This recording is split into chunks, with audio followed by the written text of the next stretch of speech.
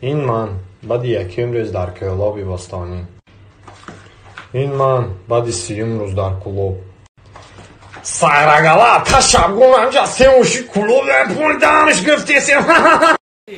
سلامتیت خوبه؟ احوالات نبزه؟ همه طرفه خوبی؟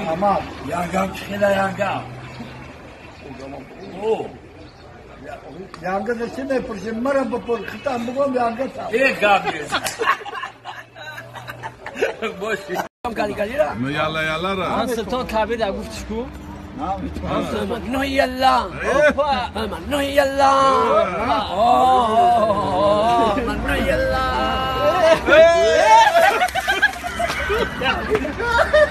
خدیدی ریخا دیدی جورا انا که ریخا دیدی با همه تکرار ساکی پل نیوه انا دیدی کمترا یک بله چون کارش خایه پلا جورا باجو میکنن ترمشونا میکنن نه که جورا نمیخیلی نه خیلی ترمه نکندون نکندون کی بوده که قطی پلا تیا پلا تیا پلا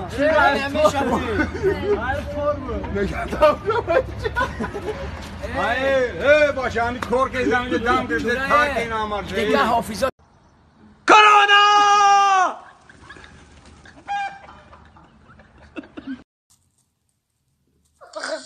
چی بخص بشم؟ چخلیک نه من مثال زندم کو زن مای چی بخص بشم؟ چخلی سفر چخلی چی بخص بشم نه ما زندم همه چی بخص بشم؟ ما چکش میکنیم بخص بشم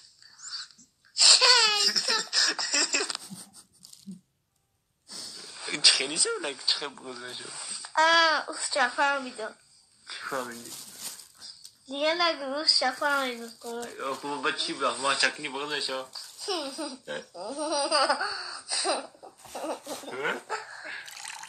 ویدم چی رو بده؟ آخه ویدم چی رو بده؟